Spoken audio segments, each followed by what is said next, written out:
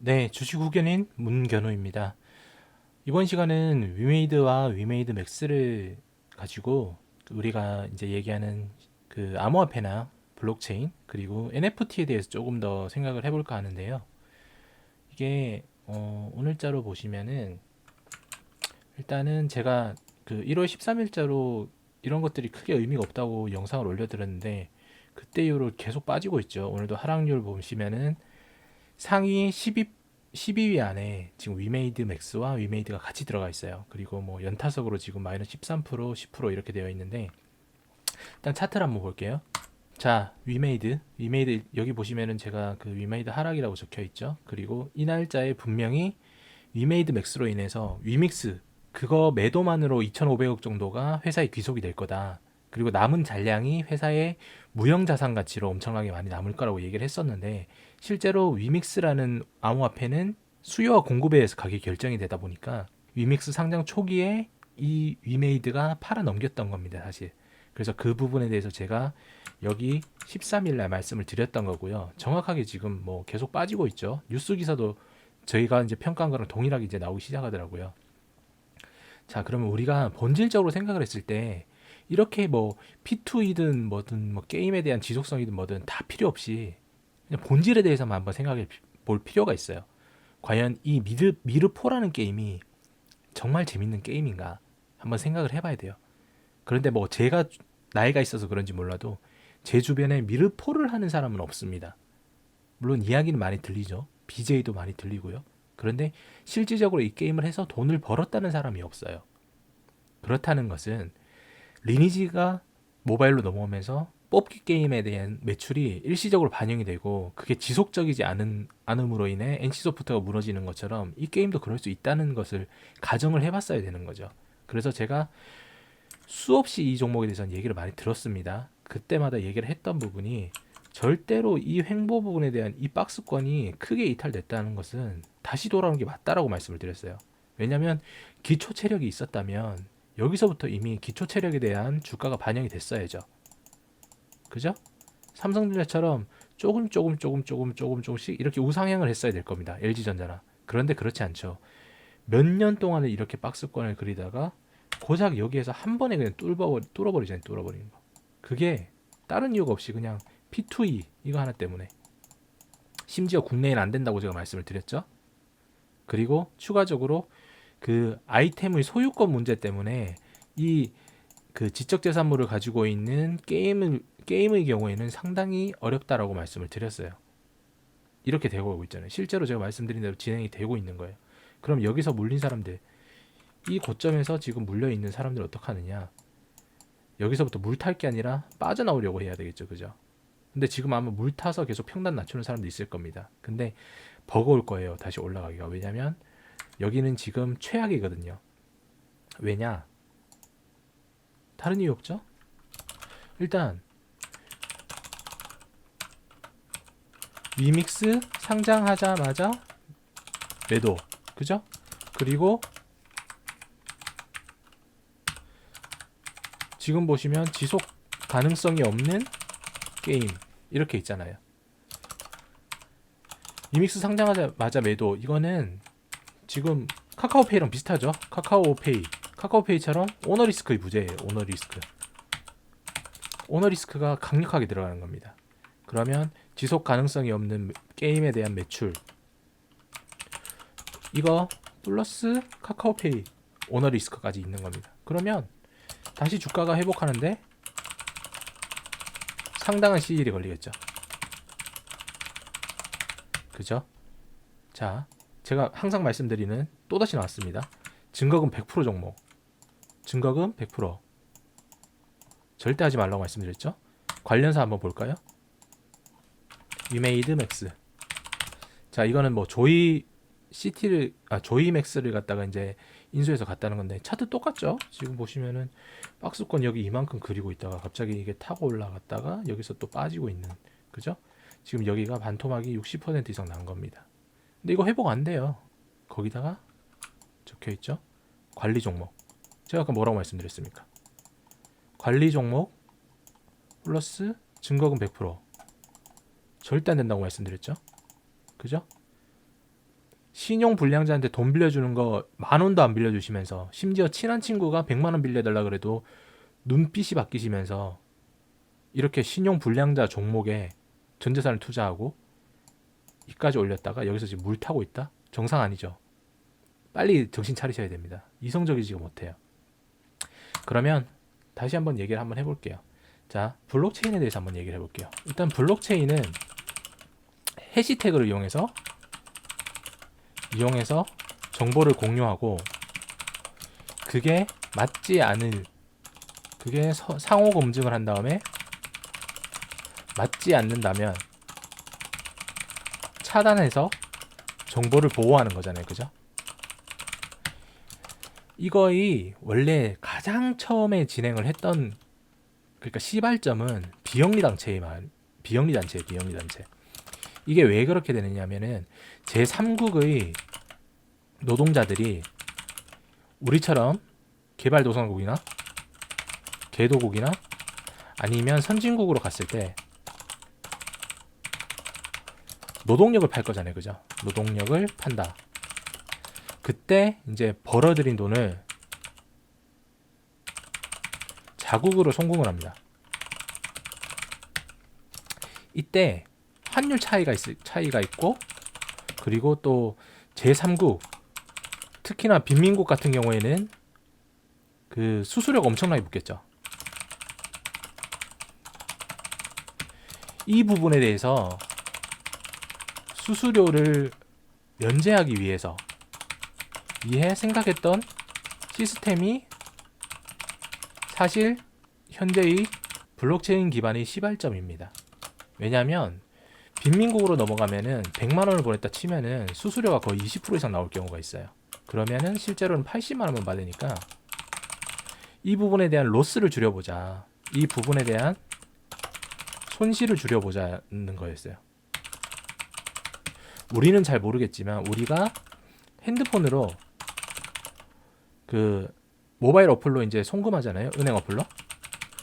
이때 거쳐가는 그 단체가 그러니까 거쳐가는 프로세스가 지금은 얼마나 되는지 모르겠는데 최소 5개에서 6개 정도가 지나갑니다. 그 사이의 회사들이 다 커미션을 가져가는 거야. 공유하는 거.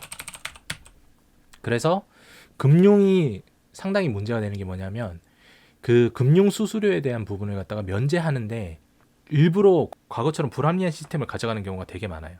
그렇기 때문에 그런 부분을 이제 없애기 위해서 블록체인을 개발했고 이게 현재는 비트코인처럼 된 겁니다. 재밌죠? 비영리 단체가 생각을 했는데 현재는 비트코인을 가지고 투기를 하잖아요.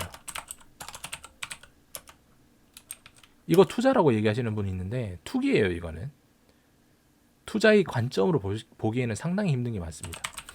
물론 암호화폐가 디지털 화폐로서의 가치는 있어요. 하지만 제가 저번에 위메이드를 갖다가 얘기를 하면서 말씀드린 3가지에 대해서 생각을 꼭 해보셔야 됩니다. 1번 화폐의 기능 3가지. 1번 계산이 돼야 되고 2번 교환이 돼야 하고 3번 신용 발행자가 뚜렷해야 된다. 그죠? 위믹스의 경우에는 3번이 안 된 겁니다. 3번. 생각해 보세요. 지금 위믹스를 만든 위메이드라는 회사가 위믹스를 상장하자마자 바로 팔았어요. 그럼 그 손실이 다 위믹스 매수자에게 돌아간 겁니다. 이게 만약에 위메이드가 아니라 미국이나 한국의 정부가 있다고 생각해 보세요. 시장 교란이죠. 이것 때문에 암호화폐는 안 되는 겁니다. 지금 비트코인도 똑같은 거예요. 제가 항상 말하는 게 있어요. 비트코인이 주력이지만 미국에서 USA 코인 하나 만들면 잡코인들 그냥 다 하드디스크 용량으로 끝나는 거예요. 이더리움도 다 사라집니다. 그죠? 그렇게 되는 거예요.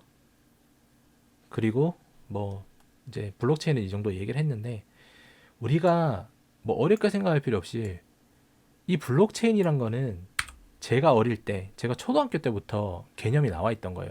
블록체인은 한 30년 전부터 나와 있던 개념이다.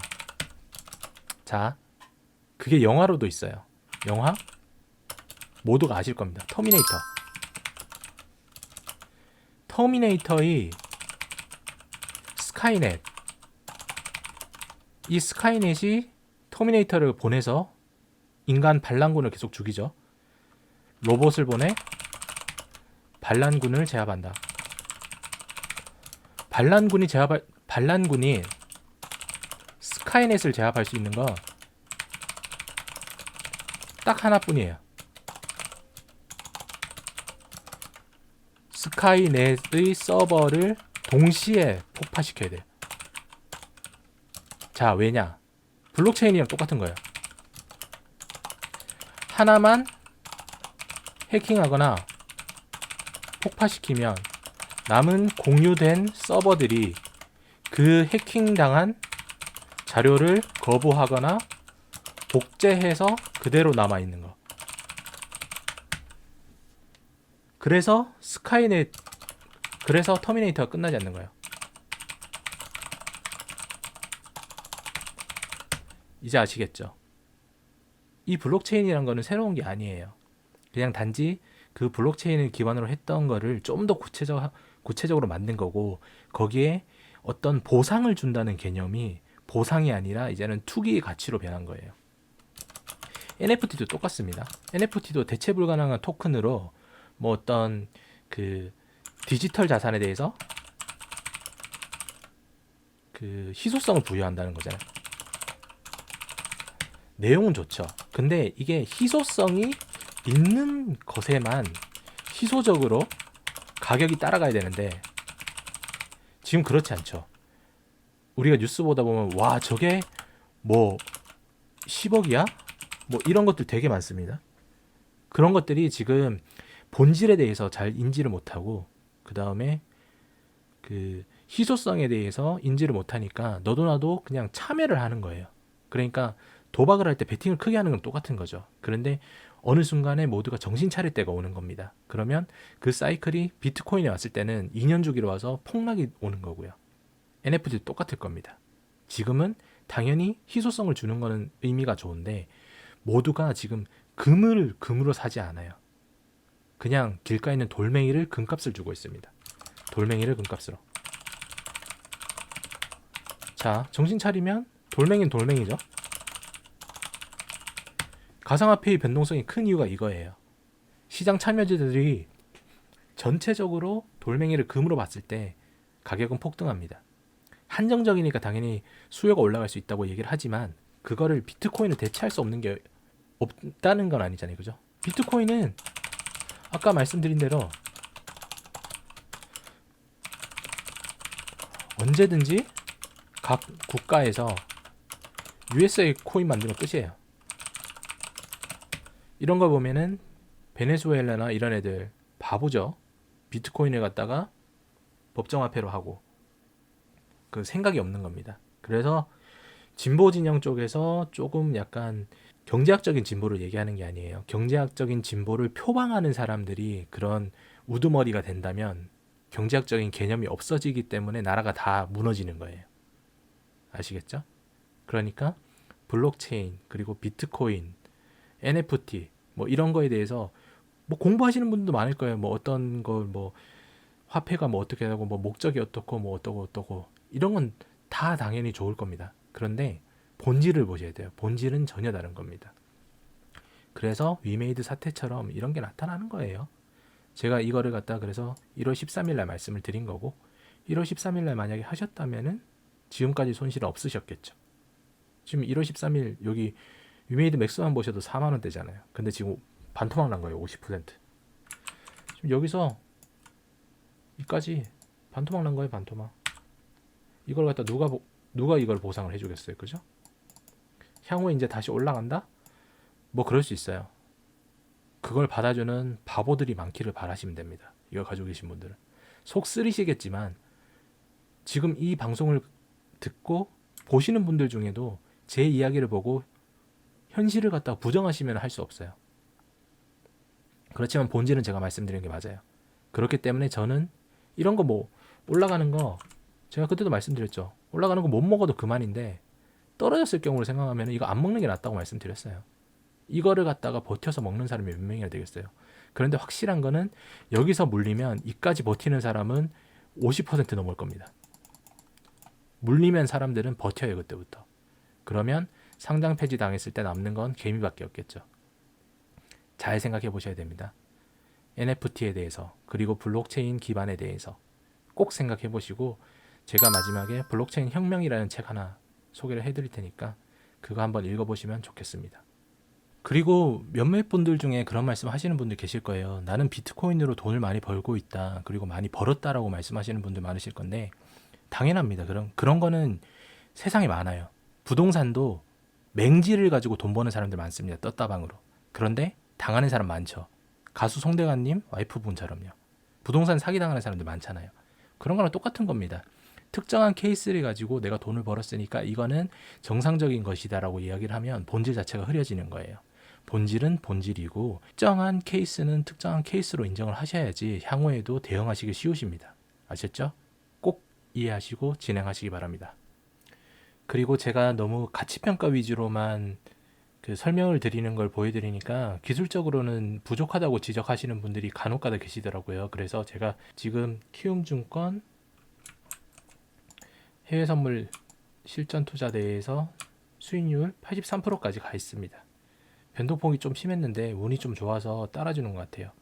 해외선물은 완전히 차트만 보고 진행을 해야 되는 부분이니까 제가 이거를 갖다 증명을 드리는 이유는 어느 정도 신뢰성을 높일 수 있다고 생각했기 때문에 올려드리는 겁니다. 그러니까 너무 다른 시각으로 보지 마시고요.